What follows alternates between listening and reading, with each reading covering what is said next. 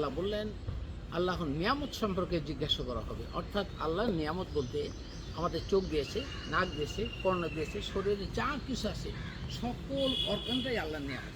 এবং সম্মিলিতভাবে আমরা মানুষ হিসেবে যে কথা বলছি, আমার সাথে যে আমার ডিএনএর সাথে রুহু সংযুক্ত করে দিল, এটা নিয়ামত। যখন ডিএনএ থেকে রুহুটা আলাদা হয়ে যাবে তখন আমরা নিয়ামত থেকে বঞ্চিত হয়ে আমাদের বিচার শাস্তি হবে, অর্থাৎ আমার মৃত্যু ঘটবে। আজকে দেখাতে যাচ্ছি এই যে কাঁঠাল গাছটায় যে পরিমাণ কাঁঠাল যেভাবে হয়েছে, ঝুলে আছে, এটা কত অগণিত, যেটা গুণে শেষ করা যায় না। এটা কি আল্লাহর নিয়ামত নয়? অবশ্যই এরকম প্রত্যেকটা জায়গায় আল্লাহর নিয়ামত আছে।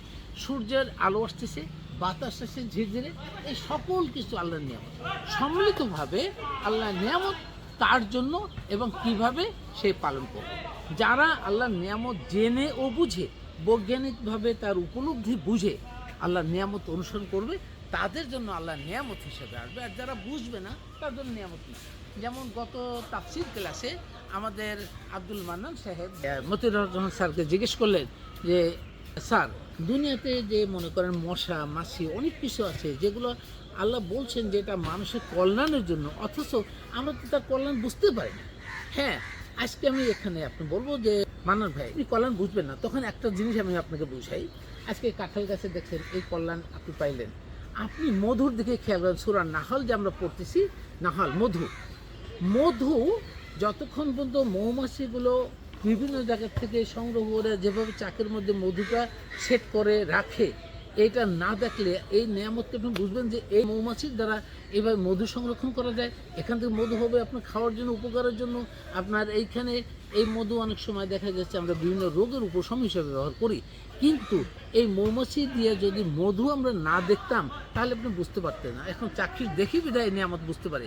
সুতরাং আল্লাহর নিয়ামত বলতে সমস্ত জায়গায় ছড়িয়ে ছিটিয়ে আছে, বৈজ্ঞানিকভাবে আমরা উপলব্ধি করি, ভৌলিক গেলে উপলব্ধি করে, জ্ঞান উৎকর্ষিত করে আমরা যখন নিয়ামতগুলো বুঝবো তখন এই নিয়ামতের থেকে আমরা উপকার নিতে পারবো, আর না হলে নিতে পারবো না। সুতরাং চোখ কান, এরকম বাহ্যিক চোখ কান দিয়ে আপনি নিয়ামত পাবেন না।